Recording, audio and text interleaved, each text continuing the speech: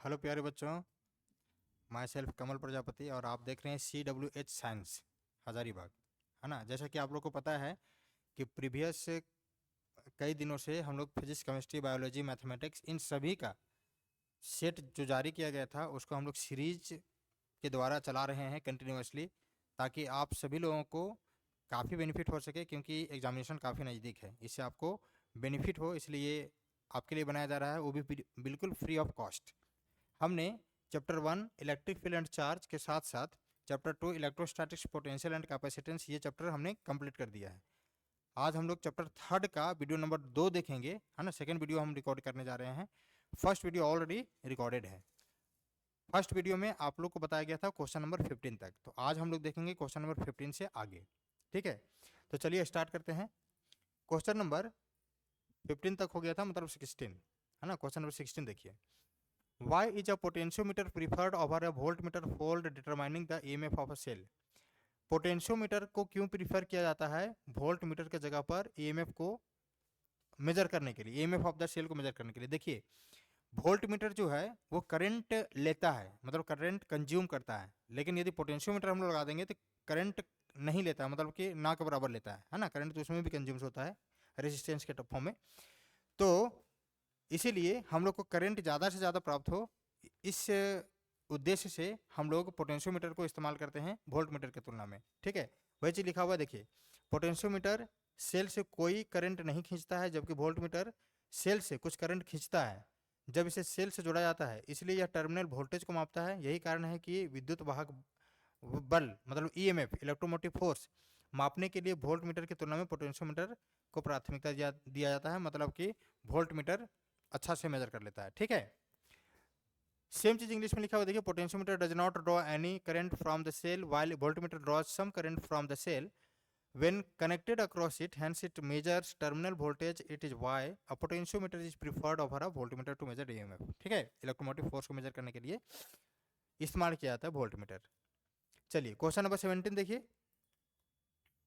Question number 17, एक minute इसको थोड़ा बड़ा करते हैं। हाँ,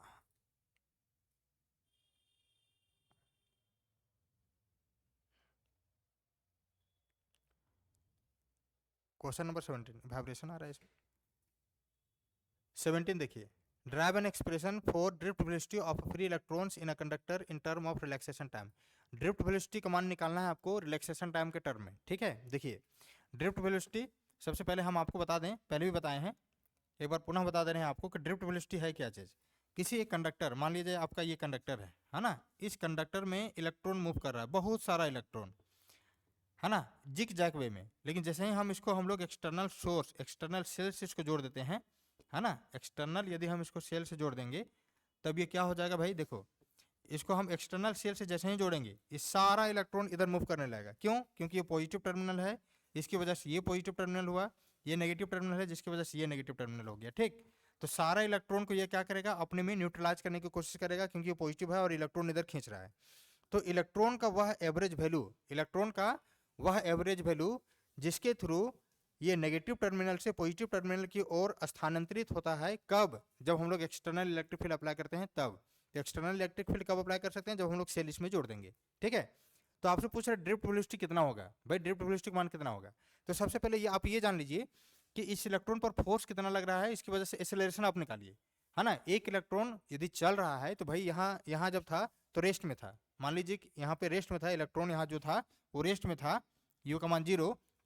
और जब यहाँ आया ड्रिफ्ट वेलोसिटी से, मतलब वेलोसिटी कुछ आ गया जिसका नाम दिया गया है इस क्वेश्चन में ड्रिफ्ट वेलोसिटी, यहाँ हो गया ड्रिफ्ट वेलोसिटी क्या, VD। अब आप सोचिए कि यदि ये इनिशियली रेस्ट में था और ये एक्वायर किया है वेलोसिटी VD, तो जाहिर सी बात है इस इलेक्ट्रॉन पर एक्सेलरेशन आया होगा। एक्सेलरेशन, क्योंकि हम जानते हैं change in velocity with respect to time is called क्या, एक्सेलरेशन। त्वरण किसको बोलते हैं? वेग परिवर्तन की दर को हम लोग त्वरण बोलते हैं। ठीक है, यही त्वरण को एक्सेलरेशन बोलते हैं। ठीक है, तो एक्सेलरेशन आप निकालिए पहले। सबसे पहले इस पर फोर्स कितना लग रहा है वो निकालिए। F इक्वल टू हो जाएगा आपका QE। अब इलेक्ट्रॉन यहाँ मूव कर रहा है तो इलेक्ट्रॉन के टर्म में लिखिए F इक्वल टू, ये हो जाएगा आपका QE। Q क्या हो जाएगा, इलेक्ट्रॉन, E, और ये कितना हो जाएगा, E। ये क्वेश्चन नंबर फर्स्ट। न्यूटन्स के दूसरा नियम क्या कहता है भाई, ये कहता है F बराबर होता है ma। अब आप इक्वेशन 1 और 2 को ध्यान से देख लीजिए। LHS RHS के बराबर है, यानी हम लिख सकते हैं E बराबर क्या हो जाएगा MA, है ना। यही A निकालिए आप, A इक्वल टू हो जाएगा आपका माइनस E और ये कितना हो जाएगा M। ये एक्चुअल में M क्या है, मास ऑफ इलेक्ट्रॉन, है ना। और ये क्या है A, एक्सेलरेशन ऑफ इलेक्ट्रॉन। यानी ये है आपका मास ऑफ इलेक्ट्रॉन, ये है आपका एक्सेलरेशन ऑफ इलेक्ट्रॉन, और यही एक्सेलरेशन को इस्तेमाल करना है ड्रिफ्ट के टर्म में। तो आप यहाँ पे देख लीजिए वेलोसिटी कितना होगा। वेलोसिटी एक रिलेशन हम लोग जानते हैं, V बराबर U प्लस क्या AT। देखिए V क्या बन गया है, VD ड्रिफ्ट वेलोसिटी, देख लीजिए यहाँ पे। और इनिशियल वेलोसिटी का मान कितना है 0, प्लस एक्सेलरेशन का मान हमने अभी कितना निकाला है, यहाँ पर कितना निकाला है माइनस ई टाउ, है ना। सॉरी ई के वाले निकाले है ना, ये वाला वैल्यू यहाँ पुट कीजिए। ये कितना है minus e by m e, minus e by क्या एम ई, और बाहर में क्या टॉर्क। क्योंकि टी क्या है, टी टाइम है, और यहाँ टाइम को किस फॉर्म में लिखना है, रिलैक्सेशन टाइम के फॉर्म में। इसलिए वी डी का वैल्यू जो हो जाएगा वो हो जाएगा कितना माइनस ई टाउ बाई क्या एम ई। और ये चूंकि साइन दिखा रहा है तो ये वेक्टर साइन में होगा, सारा वेक्टर में होगा, है ना, सब वेक्टर में होगा। ये एक्सेलरेशन होगा, ये भी वेक्टर में। अब इसको एक्सेलरेशन फॉर्म में लिखना चाहते हैं, मतलब कि स्केलर फॉर्म में, तो इसको केवल मॉड ले लीजिए। जैसे ही इसको मॉड लेंगे ये सारा नेगेटिव भी क्या हो जाएगा, पॉजिटिव हो जाएगा। मॉड मतलब क्या, मैग्नीट्यूड, मॉड मतलब मैग्नीट्यूड। तो इसका फाइनल जो वैल्यू आएगा वो आ जाएगा आपका v d equal to e tau by क्या एम ई। यही इस क्वेश्चन का आंसर है, ठीक है। ड्रिफ्ट वेलोसिटी पूछा था कि एक्सप्रेशन निकालिए ड्रिफ्ट वेलोसिटी का, किसके लिए, तो फ्री इलेक्ट्रॉन के लिए, है ना। किसके अंदर में, कंडक्टर में, किस टर्म में, तो रिलैक्सेशन टाइम के टर्म में। तो देखिए ये रिलैक्सेशन टाइम है, ये ड्रिफ्ट वेलोसिटी है, यानी drift velocity directly proportional to relaxation time.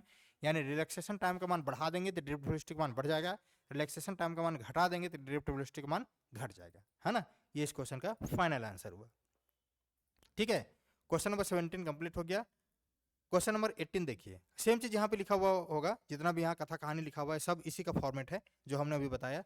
देखिए in the absence of electric field the electron motion is random and the net velocity 0। जानते हैं कि जब कुछ नहीं लगा हुआ इसमें सेल वगैरह, तो इसमें क्या है कि ये रैंडमली इधर उधर मूव कर रहा है ना, इलेक्ट्रॉन इस कंडक्टर के अंदर में। Absence of electric field, absence of electric field मतलब जब हम लोग इलेक्ट्रिक फील्ड ई नहीं लगाएं, सेल नहीं लगाएं तब, है ना, तभी रैंडमली मूव कर रहा है, और जितना नेट वेलोसिटी है वो कितना है 0 है। In the presence of electric field, जब हम लोग इलेक्ट्रिक फील्ड को प्रेजेंट करते हैं मतलब लगा देते हैं, they tend to flow opposite to that of the electric field. Electric field के जस्ट अपोजिट, मतलब कि इलेक्ट्रिक फील्ड ऐसे काम करने लगता है ई, है ना, यहाँ पे किसमें कंडक्शन करने लगता है। यदि इलेक्ट्रिक फील्ड ई है तो अप्लाइड इलेक्ट्रिक फील्ड कितना ई, इस कंडक्टर का यदि हम लोग लेंथ माने एल, तो इसके अक्रॉस इलेक्ट्रिक फील्ड कितना अप्लाई किया गया है ई। तब ये जितना कुछ हमने फेनोमेना बताया है, अभी गुण बताया है, ये सारा अप्लीकेबल हो जाएगा, और फाइनल आंसर का मान यही होगा। अभी हम दिखाते हैं इसका जो इसका कैलकुलेशन किया गया है। देखिए देखिए है ना, ये वाला v d equal to u plus a t, है ना, v d equal to minus e tau by m e. जहाँ पर हमने अभी मॉडुलस लिया था, जैसे मॉडुलस लिया तो ये स्केलर फॉर्म में बदल गया, और ई टाउ बाई क्या हो गया एम ई। मतलब कि यहाँ हल्का सा हम लिख देते हैं, आपको सुविधा होगा।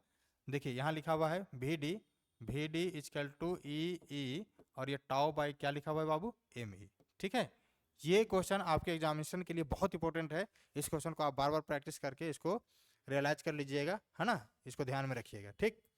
क्वेश्चन नंबर ये था आपका 17। क्वेश्चन नंबर 18 देखिए। क्वेश्चन नंबर 18 कहाँ गया 18, हाँ। In the metre bridge experiment balance point was observed at J with a J equal to I, नहीं यहाँ एल है ना, यहाँ एल है, ये वाला लेंथ है, तो ये 100 माइनस एल हो जाएगा, ठीक है। तो देखिए, है ना, सबसे पहली बात आप ये समझ आइए कि मीटर ब्रिज किसके प्रिंसिपल पर काम करता है। मीटर ब्रिज जो है वो व्हीटस्टोन ब्रिज के प्रिंसिपल पर काम करता है।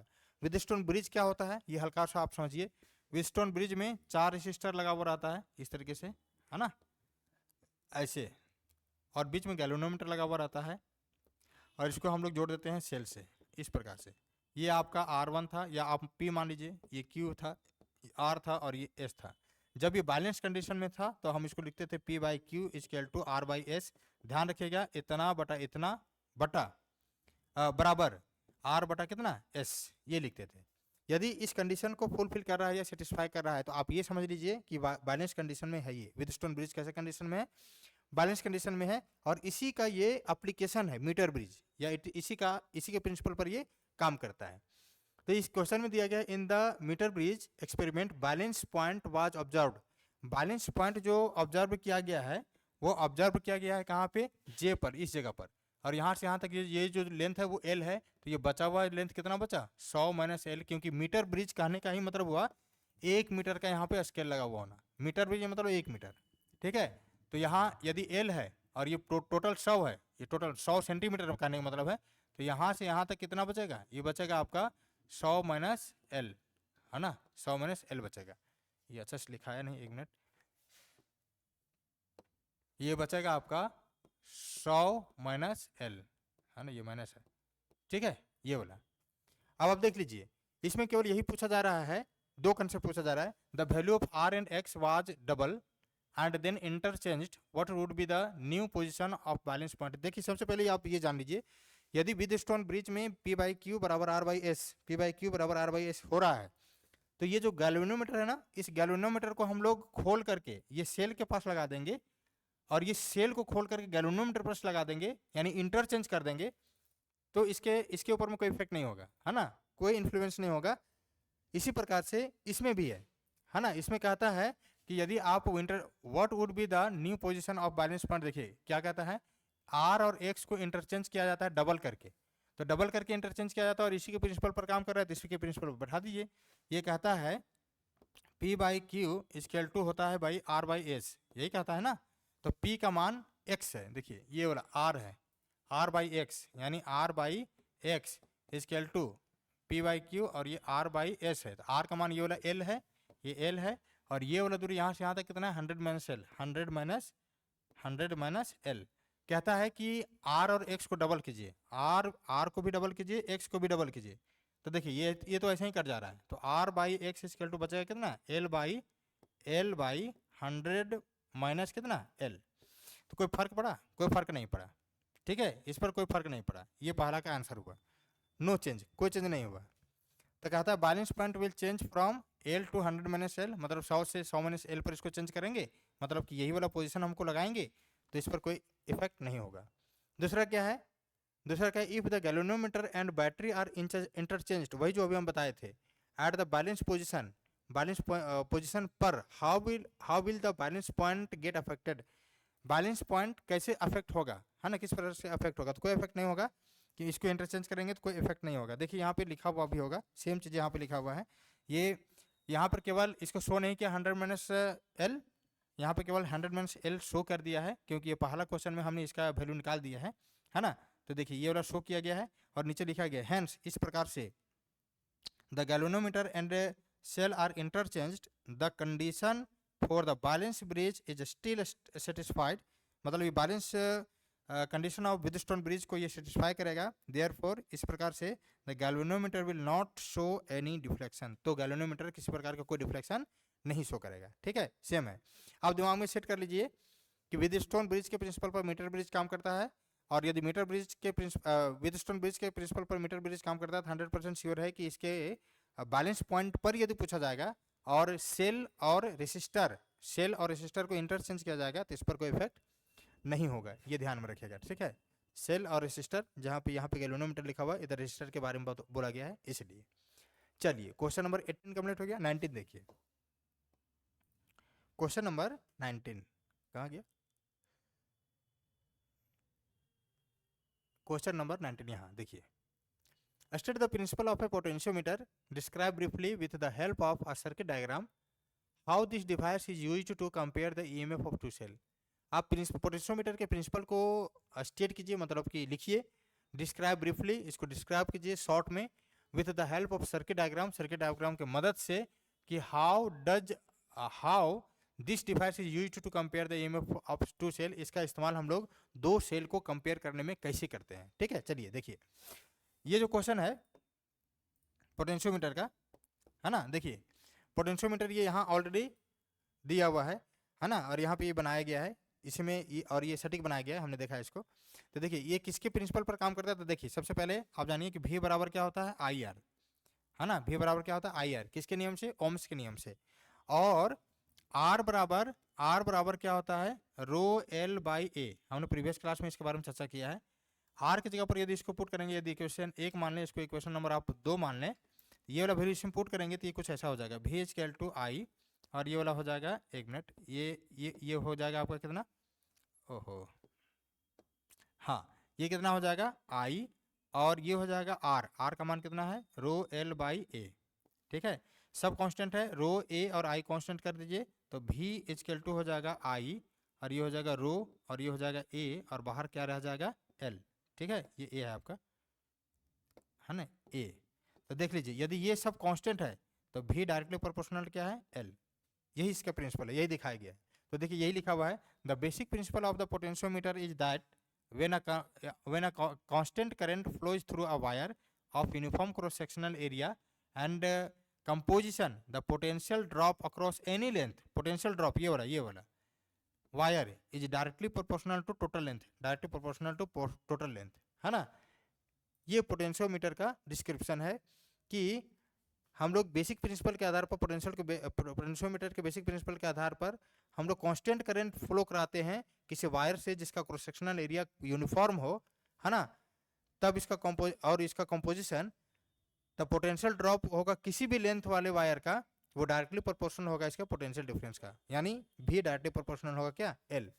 अब आपको दिखाना है कि दो सेल को कंपेयर करना है, तो देखिए यहाँ पे कंपेयर करने के लिए यहाँ E1 है E2 है, यहाँ पर ये जो है ना ये वाला ये हल्का सा ब्रैकेट दिया है इस जगह पर, यहाँ E1 है तो यहाँ आप मान लीजिए कि यहाँ K1 है ना, एक मिनट यहाँ मिसिंग है, यहाँ पे लिखा गया नहीं है, ये यहाँ है आपका K1, और नीचे वाला जो वैल्यू है यहाँ पे जो दिया हुआ है वहाँ है आपका K2, है ना, ये है आपका K2 मतलब K1 है, ये K2 है। अब सिंपल समझाइए ना, हम यही समझा देते हैं। यदि हम इस K को इसको हम क्लोज करेंगे, क्लोज, याद रखना बाबू, जब क्लोज करते हैं तब सर्किट में करंट बहता है ना, थोड़ा इसमें उल्टा है, और ओपन करेंगे तो नहीं जाएगा, है ना, ओपन करेंगे तो नहीं जाएगा। देखिए यदि हम सर्किट बनाए, ये स्विच है मान लिया जाए, ये अभी ओपन है, ये ओपन है, यदि हम करंट भेजेंगे इससे तो करंट नहीं पास करेगा, लेकिन जैसे ही हम इसको सटा देंगे, जैसे मान लीजिए ऐसे था ना, ऐसे ये ऐसे था, इसको जैसे ही सटा देंगे, अरे जैसे ही इसको सटाएंगे, ये हो गया आपका क्या क्लोज, इसका मतलब ये है, ये हो गया आपका क्लोज, इसका मतलब करंट इससे होकर के जाएगा, मतलब ओपन मतलब करंट फ्लो नहीं करेगा, क्लोज मतलब करंट फ्लो करेगा। तो देखिए इसको हमने क्लोज कर दिया, इसको हमने क्लोज किया है, ये क्लोज किया है तो करंट यहाँ से जाना स्टार्ट किया। एक बार इसको इस K2 को ओपन रखना है, इसको क्लोज करना है ना। यदि हम लोग K1 को यदि हम लोग क्या रख रहे हैं, K1 को हम लोग क्लोज कर रहे हैं, चलो ऊपर से ही लेते हैं, क्लोज कर रहे हैं, और इसको क्या कर रहे हैं K2 को हम लोग ओपन रख रहे हैं, ओपन, है ना। तो ऐसे कंडीशन में इससे होकर के करंट ऐसे जाएगा, इससे करंट होकर के जाएगा, और ये पूरा सर्किट कंप्लीट हो जाएगा, ठीक है। तो हम इसको लिख सकते हैं, E1 लिखा हुआ है तो E1 डायरेक्टली प्रोपोर्शनल टू यहाँ से लेकर के यहाँ तक का लेंथ कितना हो जाएगा L1, ये क्वेश्चन नंबर फर्स्ट।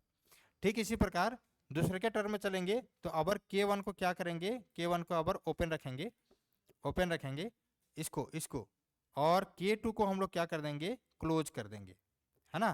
तो जब क्लोज करेंगे तो ये वाला तो इधर से करंट जाना बंद हो गया, यहाँ से करंट ऐसे जाएगा और इसी सर्किट को कंप्लीट कर देगा, यानी हम बोल सकते हैं E2 डायरेक्टली प्रोपोर्शनल टू क्या L2, ये क्वेश्चन नंबर हो गया क्या 2।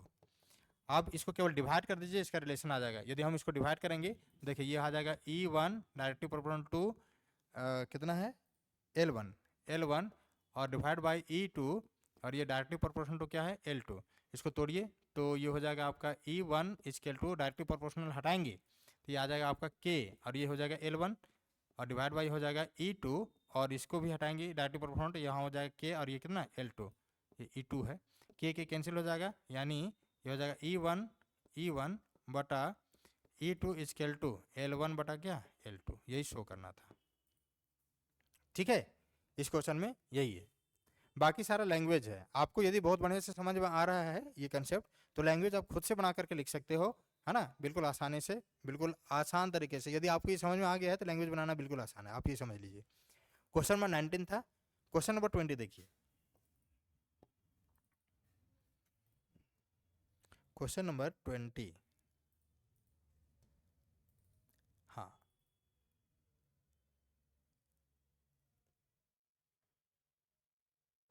क्वेश्चन नंबर 20,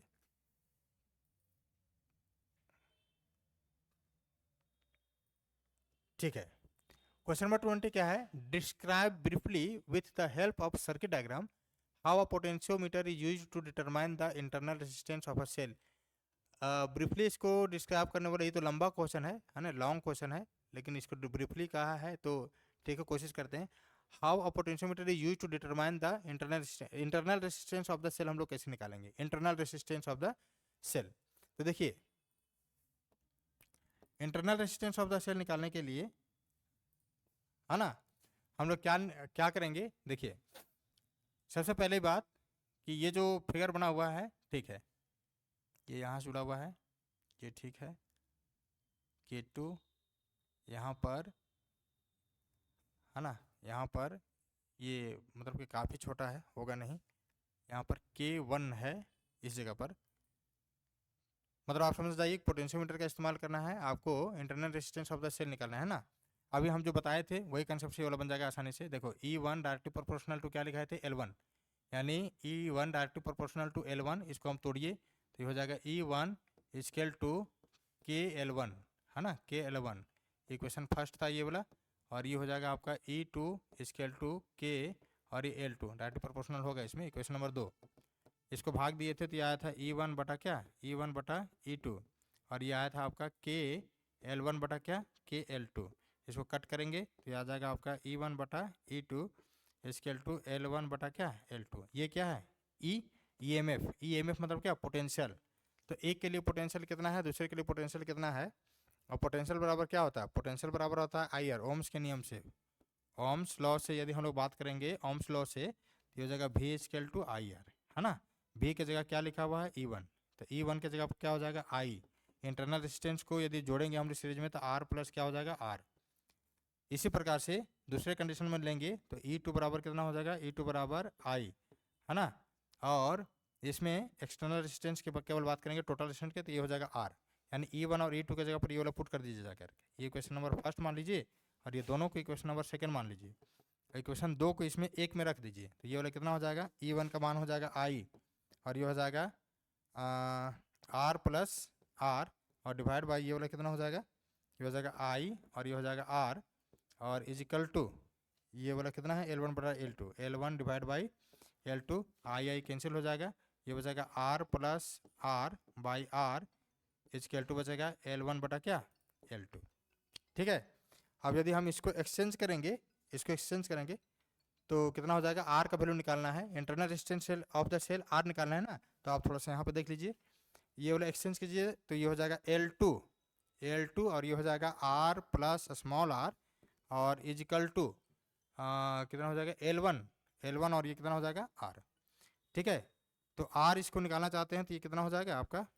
R निकालने की कोशिश कीजिए तो ये हो जाएगा आपका L2R plus L2 small r equal to L1, और ये कितना? R। इस पूरे के टर्म को इधर लाइए, L2R माइनस L1, और ये R हो जाएगा इक्वल टू L2, और ये कितना हो जाएगा? R, sorry L2R small r हो जाएगा, है ना, ये वाला हो जाएगा आपका L2, और ये हो जाएगा L2, और ये स्मॉल r, सही है ना। एक मिनट इसको फिर से कर देते हैं। क्या होगा भाई? देखो ये निकालना चाहते हैं, इसको यहीं रहने दो, L2R को यहीं रहने दीजिए, ये L1R हो गया, माइनस इसको उधर ले जाइए, L2 और ये कितना हो गया? R निकालिए, R इक्वल टू R यहाँ से कॉमन ले लीजिए, ये हो जाएगा L1 माइनस क्या? L2, और डिवाइड बाई क्या हो जाएगा? L2, है ना। ये internal resistance of the cell है, ठीक है। पोटेंशियोमीटर का ये internal resistance of the cell है, ठीक है, बिल्कुल। ये देखिए यही निकाला गया है, R equal to capital R L1 बटा L2 माइनस क्या? 1। अच्छा L1 L2 है ना, L2 इसको इसके लिए भी है, इसके लिए भी, दोनों को बांट देंगे तो L1 बटा L2 हो जाएगा, और L2 कट करके 1 हो जाएगा, सेम आ जाएगा वहाँ पे, ठीक है। ये था आपको क्वेश्चन नंबर 20। क्वेश्चन नंबर आप देखिए 21, क्वेश्चन नंबर 21, हाँ क्वेश्चन नंबर 21 में क्या है, किर्चॉफ्स का वोल्टेज लॉ लगाना है ना, लूप लॉ जिसको बोलते हैं। किर्चॉफ्स का लूप लॉ लगाएंगे तो ये क्वेश्चन आसानी से बन जाएगा, है ना। अभी बना करके दिखाते हैं इसको, या इक्वेशन केवल बना देंगे आप सब बन जाएगा, है ना। देखिए ये क्वेश्चन क्या है, use Kirchhoff's rule to determine the value of the circuit, ये क्या लिखा हुआ है, following in the circuit shown in the figure. अच्छा, circuit in shown current I1 लिखा हुआ, अच्छा ये I1 है ना, ये I1 flowing in the circuit shown in the figure. देखिए इसमें मात्र दो इक्वेशन बनेगा, किर्चॉफ्स का लूप लॉ। अच्छा, किर्चॉफ्स की यदि बात आती है तो किर्चॉफ्स ने कितना नियम बताया था, दो नियम। किर्चॉफ्स ने कितना नियम बताया था, दो। एक बताया था point and junction rule, point and junction rule. और सेकेंड आपसे क्या बताया गया था, सेकेंड बताया गया था मेश लॉ, आप बोलिए इसको या वोल्टेज लॉ बोल दीजिए, सब एक ही चीज है, ठीक है। तो इसमें से आपसे बोला जा रहा है कि मेश लॉ से ये वाला क्वेश्चन बनेगा, क्योंकि ये लूप बना रहा है यानी वोल्टेज लॉ से। तो इसमें इक्वेशन बनाने के लिए आना चाहिए। देखिए मात्र दो इक्वेशन बनाएंगे, दो चरवाला रैखिक समीकरण में आ जाएगा, और इसको आप सॉल्व कीजिएगा तो इसका आंसर आ जाएगा। इक्वेशन कैसे बनता है यही सबसे ज़्यादा इंपॉर्टेंट है, बाकी तो आप सॉल्व कर ही लीजिएगा। देखिए कैसे बनता है इसे, ये एक लूप दिख रहा है, ये पूरा एफ ई डी सी और एफ, है ना। क्या लिख रहे हैं, देखिए ध्यान से इसको देखिएगा, F F F E D C और एफ। देखिए करंट इधर से इधर आ रहा है, लेफ्ट साइड। जब हम लोग टर्मिनल चेक करते हैं तो नेगेटिव टू पॉजिटिव में जाते हैं, तो हम लोग पॉजिटिव लेते हैं, मतलब प्लस, और ये कितना हो जाएगा 20। अब यहाँ से करंट इधर आ रहा है, कितना करंट आ रहा है I3 इधर आ रहा है 20 ओम इसी में मिल रहा है, मतलब I3 इंटू 20, क्योंकि V बराबर क्या होता है IR, V बराबर IR, यही ध्यान में रखना है। पोटेंशियल हमेशा चाहिए, पोटेंशियल। तो इसके लिए पोटेंशियल कितना होगा, इसके लिए पोटेंशियल होगा माइनस हो जाएगा I3 इंटू कितना 20। हम यहाँ तक पहुँच गए हैं, है ना, ये पूरा कंप्लीट। यहाँ से ऊपर जाइए और इधर जाइए, ऊपर जब जा रहे हैं तो ये है कितना I1, ये है कितना I1 उधर ही लेकर के जा रहे हैं और जा रहे हैं उधर ही, मतलब कि सेम डायरेक्शन है, मतलब ये नेगेटिव होगा, और ये कितना हो जाएगा 30। और कितना करंट लेकर के जा रहे हैं I1, है ना, करंट लेकर के जा रहे हैं I1, और ये आकर के यहाँ टर्मिनेट कर गए। इसका मतलब है कि यदि हम इसको सॉल्व करें तो ये कितना आ जाएगा 20 इज इक्वल टू, देखो इसको इधर ले जा रहे हैं तो ये हो जाएगा 20 I3, और इसको भी इधर ले जाएंगे तो प्लस हो जाएगा 30 I1। ये क्वेश्चन नंबर आप फर्स्ट मान लीजिए, ठीक है। अब ये लूप कंप्लीट हो गया। अब नीचे वाला लूप में देखिए, नीचे वाला लूप का इक्वेशन लिख रहे हैं किसमें, एफ ई और क्या है ए, और क्या है बी, और क्या है एफ, इसमें लिखिए। आप आइए इधर से इधर आएंगे तो +20 हो जाएगा, है ना। इसमें आया तो माइनस, पोटेंशियल कितना होगा यहाँ पे 20 इंटू I3, ठीक है, 20 इंटू I3। नीचे आ रहे हैं, इसमें जा रहे हैं, छोटा से बड़ा जा रहे हैं, मतलब नेगेटिव टू पॉजिटिव टर्म में जा रहे हैं, इसका मतलब है कि +80, है ना। और इसमें कितना करंट लेके जा रहे हैं I2, उधर ही जा रहे हैं, उधर ही ले रहे हैं, मतलब सेम डायरेक्शन, मतलब नेगेटिव, और ये हो जाएगा कितना 20I2, और ये आकर के टर्मिनेट हो गया, मतलब कि बराबर 0। अब इसका इक्वेशन बना लीजिए, 20 यही रहने दीजिए और बाकी सब उधर ले जाइए, यानी हो जाएगा 20 इज इक्वल टू, ये हो जाएगा कितना 20, ये हो जाएगा आपका I3, 20I3 प्लस 80, है ना। तो एक काम करो ना, 80 को इधर ले आओ, 1 मिनट, 80 को आप इधर लाइए। देखिए ये 20 और 80 इधर ले आएंगे तो कितना हो जाएगा -60 होगा ना, -60, और इज इक्वल टू, बाकी सबको उधर ले जा रहे हैं, है ना, बराबर से इक्वेट कर रहे हैं, उधर ले जाएंगे तो ये हो जाएगा 20I3, और ये माइनस में उधर जाएगा तो प्लस में हो जाएगा, और ये कितना हो जाएगा 20I2, है ना। ये दो इक्वेशन बन गया। अब इन दोनों इक्वेशन को केवल सॉल्व करेंगे, आपसे मिलेगा I2, I3 और I1 का मान, है ना। इन दोनों इक्वेशन को सॉल्व करने पर I2, I3 और I1 का मान निकलेगा, और आसानी से आप इसको सॉल्व कर सकते हैं। दो चरवाला रैखिक समीकरण है, केवल यहाँ से I1, I3 का मान यहाँ से निकाल करके इसमें पुट कर देना है, और एक्सचेंज करना है विलोपन विधि या तो फिर प्रतिलोपन विधि, जो आप जानते हैं। तो इसको सॉल्व कीजिएगा तो इसका आंसर आ जाएगा। इसका आंसर सही दिया हुआ है, हमने इसको बनाया है, ठीक है। तो इसको एक बार देख लीजिएगा। मेन है इक्वेशन यदि आपसे बन गया तो आसानी से क्वेश्चन आपसे बन जाएगा। क्वेश्चन नंबर ये था आपका 21। 22 देखिए क्या है, हाँ 22।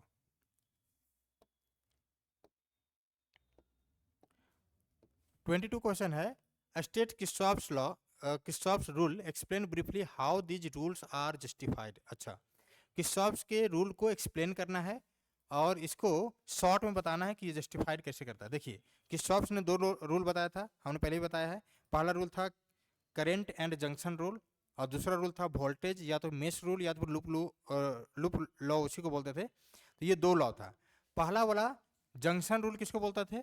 जंक्शन रूल बोलते थे। जंक्शन मतलब क्या? देखो, रेलवे स्टेशन में लिखा हुआ रहता है कि कोडरमा जंक्शन, मतलब कि जितना करंट वहाँ, जितना ट्रेनें आकर के वहाँ रुकेगी, जिस भी डायरेक्शन आएगी दूसरे डायरेक्शन में फिर निकल जाएगी, मतलब कि वहाँ पर कोई ट्रेन फिर नहीं बचेगा, मतलब कि नेट ट्रेन का मान वहाँ कितना होगा? 0। इसी प्रकार से आप समझिए, इधर से करंट आया, कुछ देर के बाद अन्य से निकल गया, है ना। इधर से करंट आया, यहाँ से इधर निकल गया, मतलब मान लीजिए 2 एम्पियर यहाँ से आया, 5 एम्पियर यहाँ से आया, 5 और 2 कितना हो गया? 7 एम्पियर। यहाँ 7 एम्पियर आया, यहाँ से मान लीजिए 6 एम्पियर निकला, यहाँ से मान लीजिए 6 एम्पियर निकला, तो यहाँ से 1 एम्पियर निकल जाएगा। यानी total incoming current is equal to total outgoing current. यही है किर्चॉफ्स का जंक्शन लॉ, है ना। तो हम बोल सकते हैं total current meeting at a junction point is equal to 0, है ना। किसी एक बिंदु पर आकर के टोटल करंट मीट करता है और वहां पर नेट करंट का मान यदि फाउंड होता है 0, तो ये किर्चॉफ्स का पहला रूल या तो फिर जंक्शन रूल या तो फिर आप पॉइंट रूल भी बोल सकते हैं। इसको करंट लॉ भी बोलते हैं, है ना। करंट लॉ भी 3 नियम से इसको जाना जाता है। इसी प्रकार से लूप लॉ में क्या होता है? लूप लॉ में लूप बनाता है, जैसे हमने अभी बताया था, जैसे ये लूप है ना, अभी जैसे इसको सॉल्व किए थे। तो यहाँ से मान लीजिए यहाँ से जा रहे हैं, V बराबर क्या होगा? V बराबर होगा IR। तो टोटल यहाँ से पोटेंशियल लेके जा रहे हैं, यहाँ से यहाँ गए, यहाँ से यहाँ गए, यहाँ से यहाँ गए, यहाँ वापस आ गए। तो किसी भी टर्मिनल पर हम लोग चेक करेंगे तो नेट पोटेंशियल का मान 0 होगा। इसका मतलब है कि net potential at a junction point is equal to 0, या हम बोल सकते हैं कि algebraic sum of net potential at a junction point is equal to 0। Simple सी बात। देखिए, यही चीज यहाँ पे लिखा हुआ है कि at any junction the sum of the current entering, जितना करंट आ रहा है किस पर? जंक्शन पर, is equal to sum of currents leaving the junction. वो सारा करंट जो होगा वो उसका सम लिविंग के बराबर का, मतलब सारा करंट बाहर निकल जाएगा, लीव कर जाएगा, बाहर जाएगा। दूसरा नियम क्या कहता है? The algebraic sum of charges is in potential in any close loop. देखिए, पोटेंशियल मतलब भी बराबर क्या? IR। किसका नियम? ओम्स बाबा का नियम, ठीक।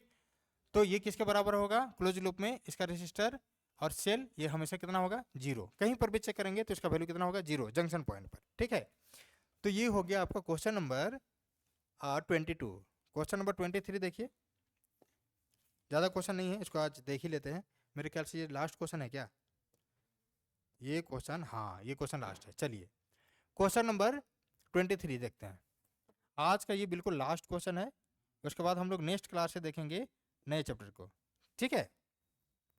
क्वेश्चन है, estimate the average drift speed of a conduction electrons in a copper wire of cross sectional area 2.5 × 10⁻⁷ metre square carrying a current of 1.8 ampere. Assume the density of conduction electrons to be 9 × 10⁻28 per meter cube। हाँ, देखिए, आपसे पूछा जा रहा है drift velocity का मान, है ना, स्पष्ट है।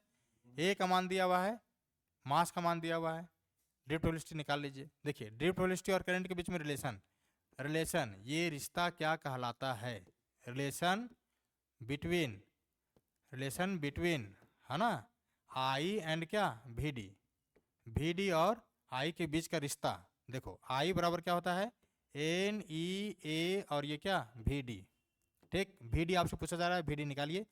VD equal to I by NEA, ये ना होगा। हाँ, अब आप सब कुछ पुट कर दीजिए यहाँ पर, जितना करंट वगैरह सब कुछ दिया हुआ है, सब करंट दिया 1.8 डिवाइड बाई n मतलब नंबर ऑफ इलेक्ट्रॉन,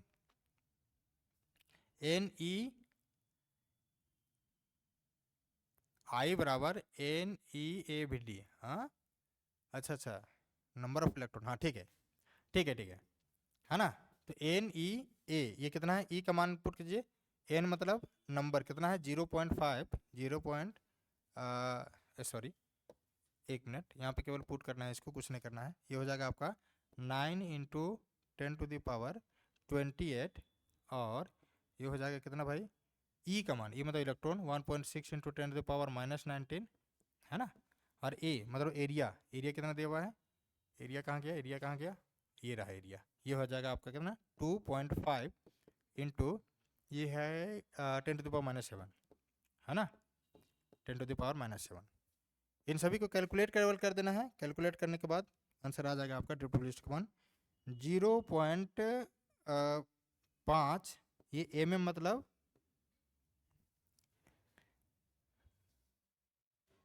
भी ड्रिफ्ट मीटर पर सेकंड में आना चाहिए, या तो भी मिलीमीटर पर सेकंड में, है ना। ये यूनिट थोड़ा सा गलती दिया है, इसको ध्यान में रखना है। mm दिया हुआ है, vd है, ड्रिफ्ट वेलोसिटी पूछा जा रहा है, तो वेलोसिटी का ऐसा यूनिट क्या होता है, ड्रिफ्ट वेलोसिटी का वेलोसिटी का ऐसा यूनिट होता है मीटर पर सेकंड, है ना। तो यदि इसको कैलकुलेट करने पर मिलीमीटर के फॉर्म में आएगा तो मिलीमीटर पर सेकंड होगा यहाँ पर, ठीक है। इसको थोड़ा सा ध्यान में रखना है, हल्का सा यहाँ एरर है, मीटर पर सेकंड, ठीक है। ये चैप्टर बिल्कुल पूरी तरीके से समराइज हो गया आज करंट इलेक्ट्रिसिटी। आई होप कि आपको बहुत बढ़िया से समझ में आया होगा ये चैप्टर। इस चैप्टर से सारे क्वेश्चन को सॉल्व करना बिल्कुल आसान है। आसान कंसेप्ट है कि सॉफ्ट का नियम याद रखना है, कुछ कुछ वैल्यूज याद रखना है, उस वैल्यूज को एक दूसरे में केवल पुट करना है और उसको एक्सचेंज करना है, आपको सारा रिजल्ट फाउंड आउट होते चला जाएगा, ठीक है। नेक्स्ट वीडियो में हम लोग मिलेंगे नेक्स्ट चैप्टर के साथ, तब तक के लिए धन्यवाद।